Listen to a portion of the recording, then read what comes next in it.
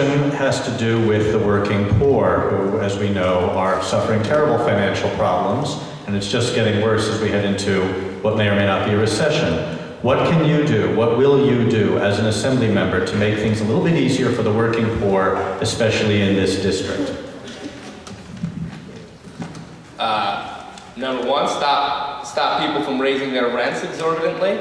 Stop people from tearing down their affordable housing to build more luxury housing, so they can't afford, so the prices of goods in their community stop going up. Pass a law to prevent the tearing down of our pathmark for another luxury tower that we need like a hole in the head.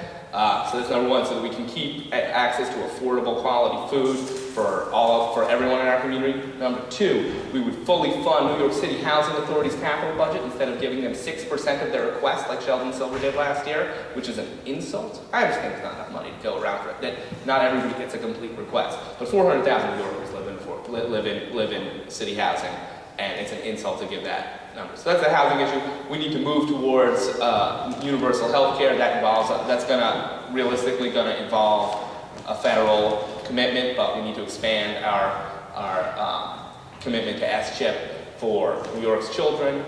I could go on this for another 5-10 minutes, but you won't let me. But nonetheless, the final thing that I'm going to say is when we have a real democracy in the state, when our voices are heard rather than the developers and the Bruce Ratners and the Donald Trumps, I guarantee you the working poor are going to get a better deal in this. Thank you. I think Paul makes a lot of good points. The single greatest thing we could do to protect the affordable housing market in the city is repealing vacancy decontrol. That's a law that was passed while Sheldon Silver was in office. The other thing that we need to do is make sure that our public housing is funded, as Paul mentioned, and finally we need to make sure that those of lower income and middle income can afford the healthcare services that they need to protect their families. And fundamentally, I've been taking this message to the people in this district, and that's why I'm proud to say just this afternoon, I had some low-income residents of the New York City Housing Authority throw a little bit of a fundraiser for me, and they took their hard-earned dollars and committed to my campaign, and which is why I have they're responsive to my message, and I also have their support. So I am fighting for the lower income and the working people of this district. Okay, thanks. Both of you have spoken a lot about the need for change in Albany. My question is, outside of running for office, what else have you done and are doing to affect change?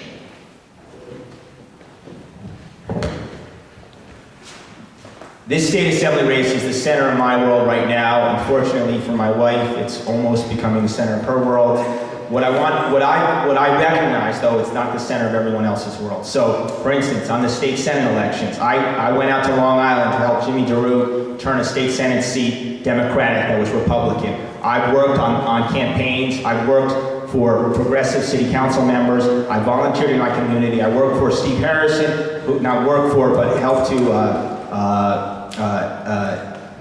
organize an effort to get his message out to the voters of New York and Staten Island, because I believe turning our congressional seat in Staten Island Democratic from its Republican incumbent is another step that we can take. So what I'm doing is fighting across the city on elections other than mine to make sure our progressive democratic values are achieved.